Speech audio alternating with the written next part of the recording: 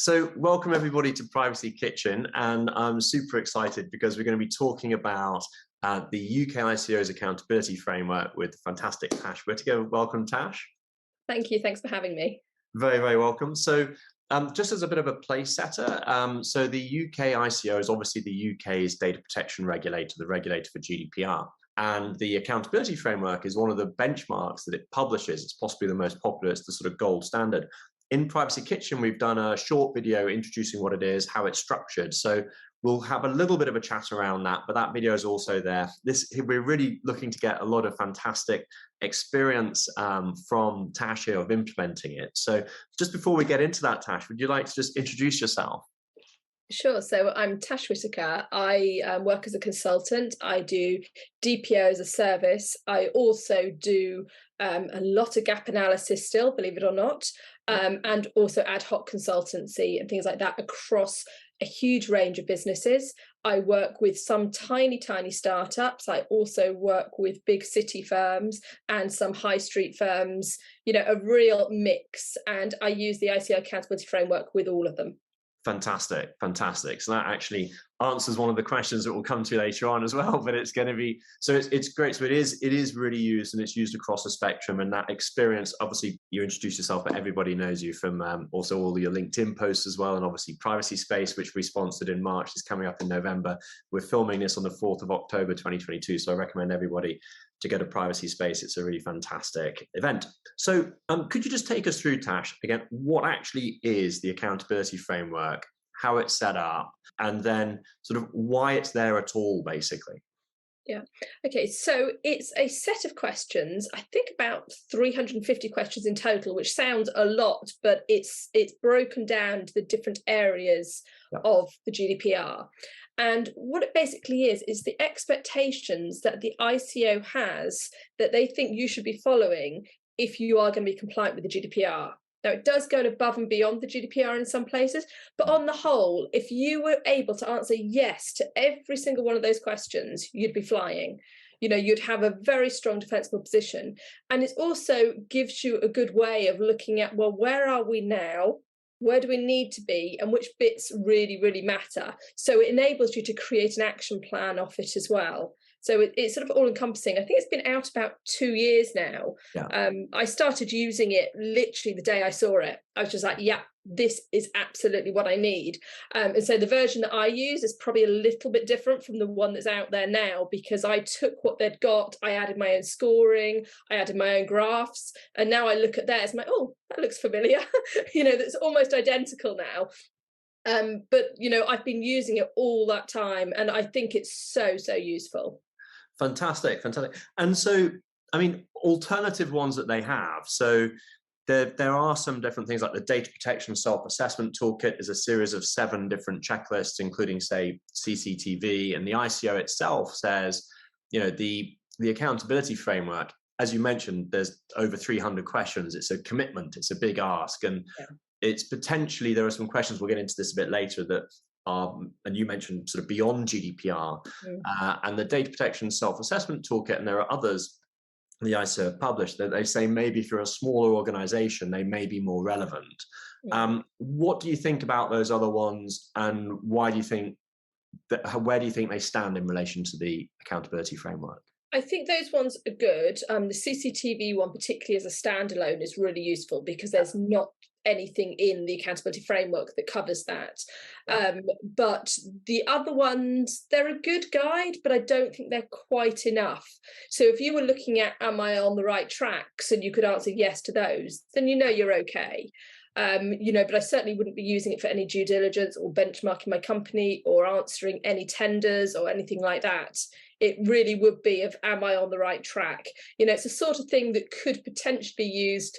I don't know if you saw the Tory Party conference yesterday where they were talking about, there aren't enough plumbers because of GDPR. And you're like, what? Yeah. A company like that could absolutely, am I doing these things? Yes, I am. And a lot of people are doing them naturally anyway. So it is just a bit of a tick list. So it's good, but I don't think it's enough for what companies actually need if they're going to be running a proper data protection program. Yeah, no, absolutely. Well, so we hit across so many different things there. So we've done a comparison between the draft bill that was published in the UK GDPR to see the sort of differences, and we can go into what difference Brexit might make later on. And I think I agree with you about those different toolkits, like the data protection self-assessment toolkit. It is around about 80 something questions, 90 questions on across those 7 checklists. So it's, you know, it's a quarter of the size of the framework. So it's not going to be as comprehensive. I think I'm probably more of a fan of those. I think they're more practical because I think some of the accountability framework questions are quite, I wouldn't say theoretical, but some of them sort of can fall into management speak a little bit rather than be actionable. I wouldn't expect a company to be able to pick up the ICO accountability framework and do it themselves. Just no way. For me, that's, you know, a consultant coming and doing it to help you find your gaps, or it's a DPO doing it who has the job of monitoring your compliance. That's how a DPO monitors your compliance. Yeah. But for a company without the consultants, without the DPO, those smaller checklists are really, really good, but just not for the purposes that I need them for, I guess. Yeah, and then there's a 9 questions small business one, which I think isn't worth the paper it's published on the internet. It's just crazy sort of rubbish, really. But so it's really good. So in terms of the size of the accountability framework, then, how is this seen by industry in terms of when you're talking to a customer? How do you find it goes across with an organization? Because in talking to various consultants, there's a lot of internal sale of it that needs to happen sometimes, depending on the size of the organization. So for a smaller organization, is it still okay for them? Do they need to be more sophisticated to use it in whatever that means, sophisticated in terms of compliance, what have you? Larger organizations, do they find it easier? So could you give us some flavor on how it goes across when you talk to the organization to go, this is what we're going to do? I generally don't. So normally what will happen is I use it 3 different ways. I use it firstly in my gap analysis, where they don't even know this exists. So when I do gap analysis, I talk to all the different departments. I understand how they process data. I'm asking those questions without them knowing I'm asking it. Yeah. So I get the answers. I might not ask everything, but I get a good feel for roughly what the answer is likely to be. You know, it's almost definitely going to be halfway there on most of them. Yeah. So when they get their gap analysis back, they will have a score based on the ICO accountability framework, and then I break down what those areas actually mean and where there's gaps. So they don't know they're doing the first one. Yeah. Then as we are implementing the action plan, I use the ICO accountability framework as checkpoints. Now, by this point, because I've spoken to all their teams, I have embedded myself completely in what their business does. I know the answers to a lot of the questions. Yeah. And so I do it with them. And when I've got it down to about an hour and a half, we can do it in what I consider to be the checkpoint version. Right. Where, you know, I'll go through and go, yes, yes, yes. Oh, what about this one? No, you're not doing that yet. I know you're not, but how far have you got with this? And that sort of thing. We get the answers. And a lot of it is going to be not applicable because, you know, if we're talking about have you got a DPIA process in place, if the answer is no, then there's no point scoring everything else under it as no at this point. I'll score it as not applicable for now. Or if you're not getting any DSARs, then no, we haven't made sure we're doing them all on time. We would if we got them, but it's not applicable until we get a DSAR. So there is a lot you mark as not applicable. Then the third way I use it is the scarier one, the one that does take more selling. But I'll wait a year probably before I do this one, which I say, okay, you've had your bedding in time. You've had all your time to do your action plan. I'm coming in February and we're going to sit down. And every time you tell me you're doing this, I'm going to say, prove it. Yeah. And I want to see the documentation behind you telling me that's green, because if I can't find it, it's not going to be green anymore. So the expectation is you are going to go down from where you think you are, because actually when we really, really look at it, you might not be doing what you think you're doing. So there's so much to unpack from that fantastic answer. So one thing just from the end bit there is it's a live process. So this is a tool which, and just a sort of a hobby horse of mine about the Brexit changes and the statement yesterday, you know, it's all about GDPR as a tick box exercise and one size fits all. And it's just not, you know, and it's not the fault of GDPR if people treat it like a tick box exercise. They'll treat the new law as a tick box exercise if they're going to anyway. And as you've gone through very eloquently there, it isn't a tick box exercise. It's a framework. You need a framework to go through it to see, well, what am I doing? What am I not doing? And it's a live thing to take forward. And as you mentioned as well, it's all about what's appropriate for the organization. So you sort of interpret those questions. So I mean, there are questions which I do consider to be tick box, you know, like the questions along the lines of, have you considered sharing your DPIAs? You know, our answer is, yeah, we've considered it. Yeah. We're not doing it. We've considered it. You know, so there are some where you're just like, yeah, you know, and I'm sure it's different for different organizations, but a question like that, I'm like, that's not really a question, is it? Yeah. And that's also, I think, one of the things where the interpretation of this, it's interesting when you say about basically you need to either have a consultant with you or DPO that's helping you. And that DPO might be in-house as well. It's a really interesting way that you're using it. So you sort of use it in the background in a way to drive the questions. And then you go through with that rapid 90-minute process with them where you're sort of going, okay, I know this and I know you don't do this. And then you go through a more detailed, okay, and that might change the score. And then presumably then there's the fourth bit, which is the ongoing, let's keep reverting to this. Yeah, everything we work on when we speak. So I have a set of KPIs for all my clients. The top set of KPIs are those 10 areas. I actually have 11 because I've put the marketing checklist in as my 11th. Yeah. So I actually have 11 on mine. So they are the KPIs which change every 3 months. And then all our other KPIs are number of DSARs, number of breaches, number of reportable breaches, complaints, you know, all those sorts of things. So we're looking at it every month. Yeah. You know, and yes, it can be frustrating that we don't actually redo it every 3 months, but I don't think you could. You know, it would just take too long, and you don't move the needle in between that dramatically anyway. Yeah. You know, there are some things where just by putting one thing in place, you know, without wishing to plug it, there is a pretty well-known training company, which actually, if you use their training, it ticks every single box in the ICO accountability framework. Yeah. You know, so there are things you can do to move the needle really quickly, but then there's other things which you can slog at and they just don't change things very much at all. Yeah, absolutely. Fantastic. Yeah, so there's all these questions in the accountability framework, but on the answers in terms of how you answer it, could you just take us through what that answer set is and how you look at it? So it's broken down to fully meeting expectations, partially meeting expectations, not yet implemented, or not applicable. Yeah. And so the way I tend to look at it is not applicable is just our business just would never answer this question. It just doesn't apply to us at all. To be fully meeting expectations, you have to be doing it perfectly. Yeah. You know, there is no question about it. You can't be halfway there. It's got to absolutely be perfect. If you've got something in place, but it's not perfect, or it's, you know, not quite signed off yet or something like that, I would go with the partially. And if it's nothing at all, as if we haven't even thought about it yet, we might know it needs doing, but we haven't done anything at all yet, then it's going to be not meeting expectations. Yeah, that's exactly, I totally agree with that. You know, would you agree that basically, because we're not looking at publishing these answers to anybody, you're not doing yourself any favors as an organization. If you give yourself sort of fake uplift scores, it's got to really be that transparent to yourself.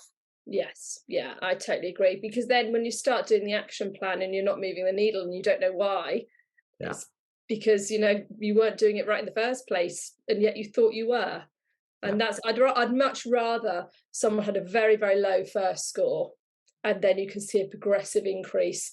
And they will always get to the point where you're not really going to see much of an increase, because, you know what, something here might have improved, but something over here has dropped because you've taken your eye off the ball. And so in terms of the accountability framework, when you're using it, have you any experience about how the ICOs see it, how they react to it, if you've used the accountability framework in the organization? Compared to not needed to yet. I mean, we do, whenever we end up talking to the ICO, we do say we measure ourselves against it. So whether or not that would change things, I don't know, because I don't have anyone that doesn't use it. Yeah. But where I see the bigger benefit tends to be when some of my startups, for example, are going through due diligence with due diligence lawyers for funding rounds or exit strategies, and being able to say that, or when we're looking at a large piece of business, a tender, you know, they might say, you know, how do you maintain your data protection? Well, we measure ourselves against the ICO framework. As a result of that, we don't tell them the scores, Yeah. because I don't want my clients to feel that they have to tell anyone the scores, because they might not be very good. I've got some that start at 16%. Yeah. I've got another one who's at 90. Yeah. They say, oh, I want to be 100. I was like, if you're 100, I won't believe you. So, Yeah, I don't expect anyone to be above 80, really. But equally, I don't want to share it. But you can say we measure ourselves against it. We work towards it based on our own risk-based approach. And I think it's a very comforting thing to know that you're baselining against something that the Data Protection Authority has created. I think so. This is one of the two biggest pros we use, and we mentioned in the video that we did, is basically, and we hear this all the time, is if you're a consultant to an organization, or you're within the organization and they're going, okay, what do we benchmark against? Because you've got to benchmark against something to know how you're doing. Going for the official gold standard of the regulator, no one can say you've made a bad decision there. And that's a safe harbor for the consultant, for the individual employee, but it's also a safe harbor for the organization, as you've just said there as well. So that's fantastic. And I totally agree about it's a really interesting one about the not publishing the score, it's a bit like sharing the DPIA sort of thing.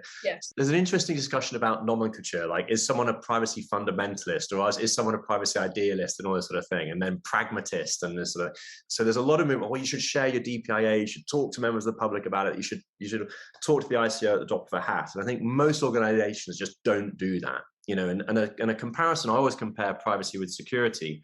We get independently pen tested every year, and we're happy to say that we get independently pen tested. We're not going to give the report to anybody because that's a confidential thing.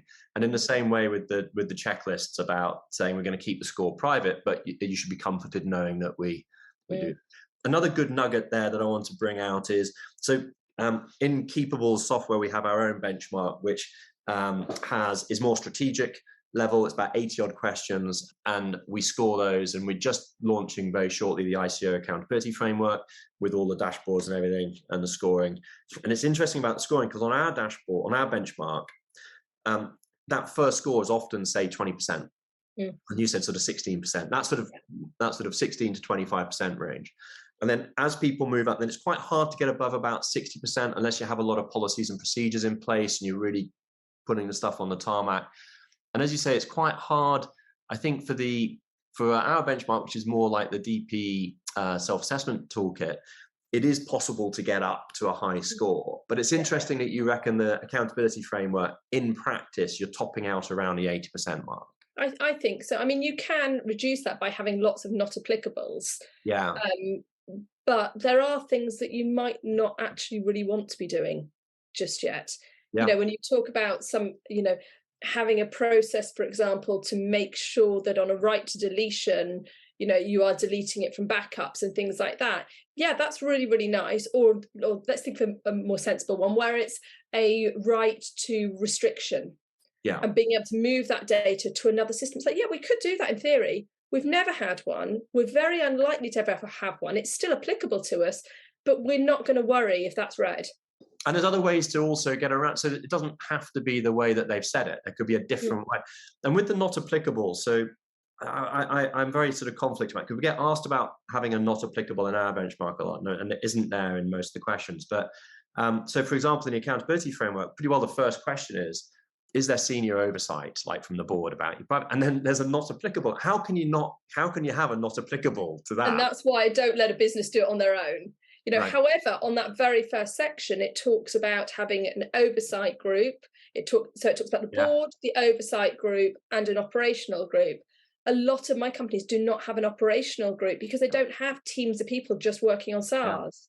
We have an oversight group, and we report up to the board, but you don't have that down in the weeds team doing, a whole privacy office in most cases. Yes, the pharmaceuticals do. So it's very applicable to them, but you need that not applicable for that section. We have champions, but they're not operational people. This is great. So this is one of the ones we draw out as well in that video, because that 3-level structure of board, oversight group, and then the different operational groups around the place. Most organizations just don't have the headcount to do that, and they don't have the fat in the organization to have that type of a structure. And then that's one of the ones where you go, well, do we put not applicable, or do we put fully? If we go, actually, the way that we do it, we're a 100-person company, and we have Tash, who's our DPO, and she produces a report for the board and talks to the team. That structure, you've basically mirrored the structure, but appropriate for the organization. And I think there it's fine to put fully for your organization. And in the comments, you can say, this is how we've done it. Would you reckon that's so good? Yeah, I think you can do it either way, as long as you're doing it the same way each time. Yeah. That as long as you're sort of, and there's one part in there on the ROPA where there's a whole section of best practice for the ROPA. Now, I used to score that, and in the most recent ones, I have actually changed tack because I said, you know what? I'm not going to do best practice because what you've got is brilliant. Yeah. It doesn't need to do all these things that you think, the ICO is suddenly, it's like someone in the ICO saw a demo of a PrivTech and went, oh, that's pretty, and decided to put it in the framework. It's like, no, the law doesn't say you have to do that. As long as you've got it right, I'm happy with that. And therefore I will mark that one as not applicable. Even if you've got some of it, I'm wiping that one out. Yeah, it's an interesting one, and I think it does show how it does need interpretation. All of this needs interpretation. I think it's also belies the fact a lot of people think, well, you can just plug some software in and that's it, and you just can't do that. But it also points towards a discussion I have all the time now around, we get asked, how do you actually how do you implement the project? How do you implement a project? And there's still a minority there. They're quite a small rump of a minority, but the way that it sounds like you do it and most of our clients do it is you've got privacy specialists in the team and you've got champions around the business, but it's the specialists who sort of run it because, as you say, you do the accountability framework in the background and then you go and answer, well, I know the answer's here. So you go to marketing and you go, this is what I think you're doing, this is who I think you're using, is this right? Whereas if there's a small minority that go, I want, say, marketing and HR to take full control over the whole lot. And I think that's just crazy because we can argue about what's a processor, what's a controller. People in HR and marketing won't know the jargon so well. They won't know if the stuff's encrypted because that would have been checked by someone else. They won't know if the contract's good because that's a legals question. So it's a very interesting way about that. Sorry, that's a bit of a rant. Do you want to give you a right of reply? No, I agree with you. That I think the most ownership I tend to push is ownership of the ROPA of, I've had this conversation with you. Yeah. I've written up what you said. Do you agree with it? Yes. Okay. We've now created the ROPA. This is your bit. Are you happy with this? Yeah. And then it's not their job to tally it up with a privacy notice. It's probably my job to make sure it matches the privacy notice, but it's my job to go back and say, okay, you were supposed to have checked your ROPA 6 months ago. Did you do it? Can you prove it? Are you still doing this? Show me, and is there more that you're doing? So I don't treat it like an audit. It's very conversational. And this is why we don't publish the results necessarily, because it's an evolving process. And I want people to be honest. Yeah. I don't want people to say, yes, we do it, because I think that's what the board wants to hear. Because that doesn't get you anywhere at all. Because when you find out you're not doing it, it's probably you're finding out the wrong way. So one question I wanted to ask you, because I find that I've seen qualitative evidence that the ICO framework, because there aren't that many GDPR frameworks like this, that comprehensive, published by regulators, I'm seeing it quite popular outside the UK, not just in Europe, but in the US as well. How is that your experience as well? Well, I've seen it being used. So I've got a client who has got multiple organizations outside of Europe. And so when they bought a company in the US, they said, can you measure them against the ICO accountability framework in the US? And it was quite difficult, actually, because there's a lot, you're like, well, actually, this doesn't really apply to you. It is quite difficult. It's like, if you were in Europe, this would be your score. However, you're not, therefore, this is probably your score. Yeah. So it is quite difficult. I think you need to look at it as, is the company overall going to say we want everyone to have compliance with the GDPR, in which case the ICO accountability framework works. But if you're trying to do it by measuring it against your own regulations, it's quite difficult to use, I think. Yeah. And that also brings us back to your turning it up to 11 Spinal Tap comment about the 11th tab of privacy, ePrivacy rather, because that whole sort of ePrivacy bit is quite fragmented in Europe, two major camps, but all national implementation, and obviously very different in overseas territories as well. So which I think that's possibly a strength and a weakness of the framework, in terms of it doesn't have that ePrivacy bit in, but then it's more applicable because it's the GDPR aspect. So yeah. So I bring that in. The one I've taken is from this 7 checklist. It's their marketing checklist. And actually, it's quite a difficult one to answer because it doesn't take into account B2B marketing. Yeah. So the questions are all based on B2C marketing. So you just have to go, well, yeah, we are doing that, but we don't actually have to. So we're doing it right, therefore I'm going to mark it green. Yeah. And it asks questions as well along the lines of, you know, the difference between a persistent cookie and a session cookie. I'm like, yeah, I do.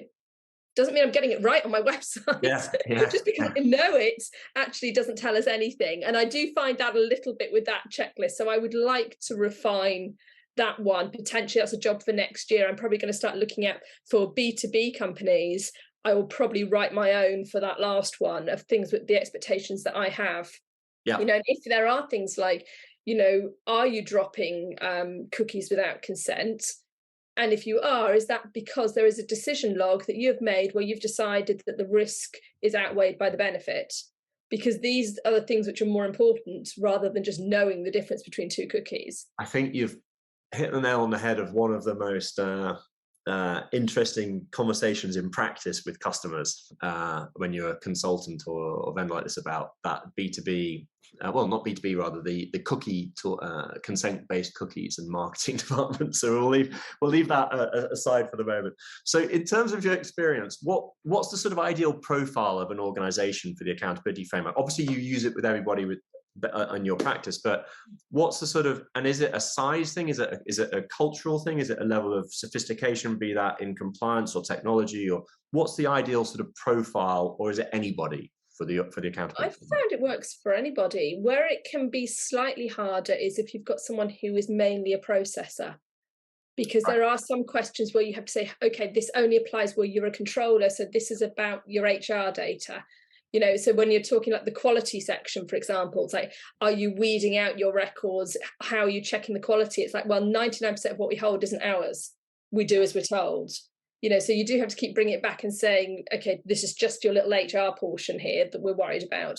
So I think it's probably geared more towards controllers than it is processors. Size-wise, I haven't found it significantly different. When you get to a very large organization, I do think there is a need to start thinking about, well, let's not answer this as an organization now, let's answer it as a department. Right. And look at it that way, and have a number of these by department, you know, particularly where the large company is very disjointed. Again, that's not something I've started doing yet, but it's something I've got in the pipeline for next year with some of mine. It's like, okay, we've done the top line one. Do you know what? And I know most of you are compliant, but I do also know that there's this particular team here that are causing problems. So we're going to do one just for them. Yeah. And see what the results come out like that. So I think there's just different ways that you can use it. But I, you know, and there are a lot of questions. There are a lot of questions which are not applicable. Some of the information security questions, you know, do you stop people taking equipment off site? Well, no. Of course we don't. Or you store records on site. No, we use the cloud because this is 2022. You know, so some of it, so for a pure cloud-based business, that section is quite hard to answer. You know, and I do have to say, they think you are the NHS. I'm really sorry about these questions. They're asking this, what they mean is this. Yeah. You know, and you have to handhold through a lot of sort of what I'd call mainly the tech startups, actually, where they've embraced a lot of new technology that's just very different. I remember doing 27001, putting a group through 27001, and I was just looking at going, loading bay. Like, you know, I mean, it's obviously loading bays are around the place, but it's not too many organizations have them. It's interesting. We've said we use it for everybody. It's a great thing. It's a gold standard. It's a safe harbor for people recommending it. We've also come out with a lot of niggles, for want of a better word, with it. That will always be the case. This is GDPR. There's niggles all over GDPR. You know, it's not written for perfection. It's written by people in, I've got to be careful here, in a certain set, live in a bit of an ivory tower, don't always know how the real world works. So I think this is probably the best effort I've seen from the ICO of getting something right. And I suspect as well that the new framework that they're talking about bringing in, whether that's the new data protection bill or whether it's the new iteration that they started talking about yesterday when they're going to scrap the first one, and it's going to be a framework. They're not going to rewrite what they've created, I'm sure of it. So that's a really good segue into the Brexit impacts here. So as I said, we did a side-by-side comparison of the current UK GDPR and the draft bill that was published. And things like the records of processing activities, not the full broad inventory that people do, but the type one that you have to have under the law. There's some, when you put it side by side, it's really no different. And when you look at, as you were mentioning about security, it won't change what you need to do in terms of security, having password managers or VPNs or what have you. It won't change about having senior sponsorship like we were talking about before. So on the framework, to sort of start wrapping this up into, what would you say are, say, the top 3 or 4 things that are really beneficial about it, the top 3 or 4 things that really make a project sing with it, and the top 3 or 4 things are the traps to try and avoid with it? So I think the benefits of it, as we've said already, it's the standard that the Data Protection Authority has put out. So you can't really go wrong. If you're measuring yourself to that, you're on the right track. Yeah. So that's the big benefit. It makes it very easy to communicate things up to the board as well. So for a DPO, there is always this question of how do you monitor compliance? Particularly if your DPO as a service and you're sort of slightly arm's length to it. Well, how? What are you actually measuring? This is a really, really good way of doing it, because it breaks it down section by section. I know exactly where your problems are. I know what you're doing. And it even then has sections on it like, are you doing spot checks? Oh, right, okay, I need to go do some spot checks as well. So I think it's a really easy way to work out what a company is doing, monitor the compliance, but also communicate it upwards, because it's just a RAG report ultimately, isn't it? It's a number between 1 and 100, which someone can get behind. Yeah, yeah. So to me, it's just a no-brainer. It's the easiest way to monitor compliance and share updates to the board. Fantastic. And then in terms of the sort of top 3 or 4 tips to make it go really well when you use it with an organization? Make sure you understand the questions first.